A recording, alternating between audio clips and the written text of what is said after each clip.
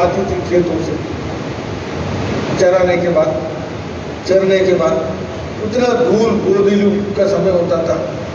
आज मैं तेलंगाना में, आंध्र में कहीं भी गाऊं तो गोधूली का कोई नाम ही नहीं, कोई मतलब ही नहीं, तो गाय खत्म हो गया। तो उस समय भी हर गांव में गोचर जमीन था। जिनके पास जमीन नहीं है, ऐसे लोगों के बीच में जमीन बंटना चाहिए, इसके लिए गोचर जमीन को निकाल करके बांटा।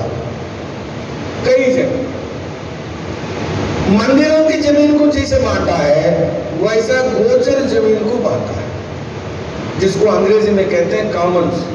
जो विलेज कॉमन्स है, उन सारे कॉमन्स को आप प्राइवेटाइज कर दिया, यानी लोगों को बांटा। मैं लोगों को बांटना चाहिए नहीं बांटना चाहिए, लोगों को क्या जमीन चाहिए नहीं चाहिए, मैं उसमें नहीं जा रहा हूं, उसके लिए क्या देना चाहिए था क्या नहीं देना चाहिए था। लेकिन जो जानवर है, जो आबादी के लिए बहुत आवश्यक है, उसकी जमीन को निकाल करके हमने बांटा।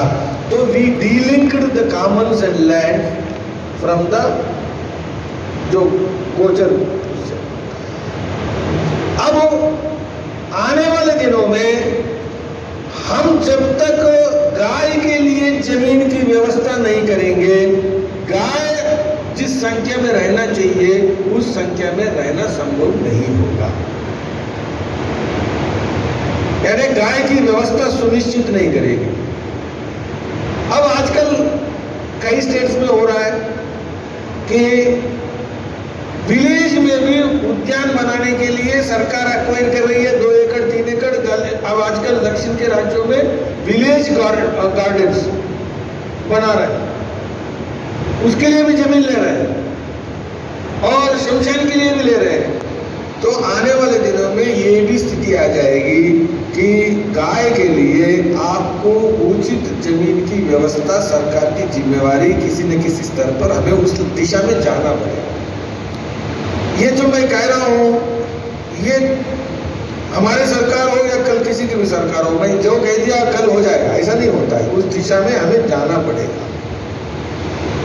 और तीसरा मुद्दा है, जब दूध बिक सकता है तो गोबर क्यों नहीं बिक सकता?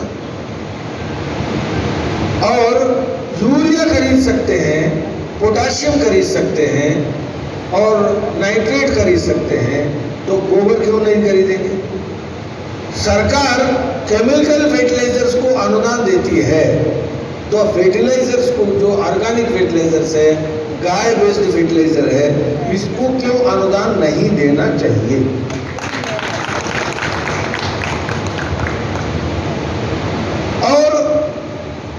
और ये अनुदान देने से आपको एक बताता हूं मैं, इसमें मैं जो कुछ कह रहा हूं इसके विषय में मैं इकोनॉमिक्स के हिसाब से, एनवायरनमेंट के हिसाब से, कल्चर के हिसाब से, रिलीजन के हिसाब से और हर दृष्टि से मैं तर्कपूर्ण ढंग से स्टैटिस्टिक्स दे करके मैं चर्चा कर सकता हूं, इसमें कोई ऐसा प्रॉब्लम नहीं।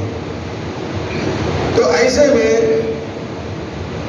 आने वाले दिनों में आपको मालूम है, गाय है तो एम्प्लॉयमेंट है, ग्रामीण एम्प्लॉयमेंट आपको गाय रखने पर, और विशेषकर महिलाओं के बीच में एम्प्लॉयमेंट। देखिए, जो दूध के उत्पादन से लेकर दूध की प्रक्रिया, सारे जितनी व्यवस्था है, उसमें अधिकांश जो काम करने वाले हैं वो देश की महिलाएं। इसीलिए गोवंश रहेगा तो महिलाओं के रोजगार रहेगी, गोवंश रहेगा तो महिलाओं के आमदनी रहेगी, और जिसको कहते हैं ऑटोनमस इनकम।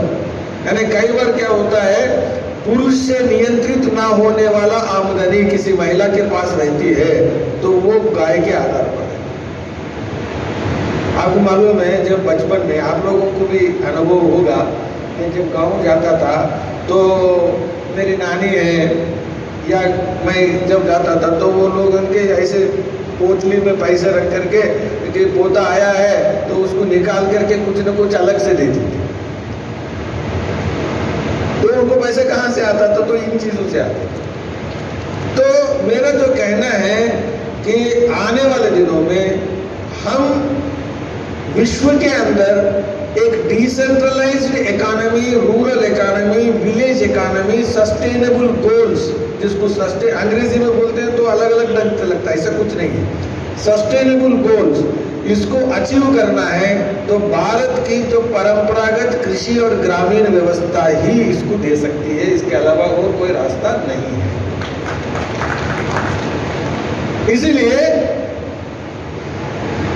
भाजपा की सरकार, शिवराज जी की सरकार जो कुछ इसके लिए काम करती है वो वर्तमान में भी और भविष्य के लिए भी एक रोल मॉडल स्टेट के नाते खड़ा करने में उपयोगी रहेगा, ऐसा हम मानते हैं और मान करके मैं यहां खड़ा हूं।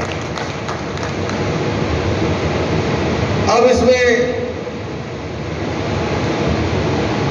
अब जंगल में बहुत सारी चीजें हैं, फॉरेस्ट प्रोड्यूस, जब उसको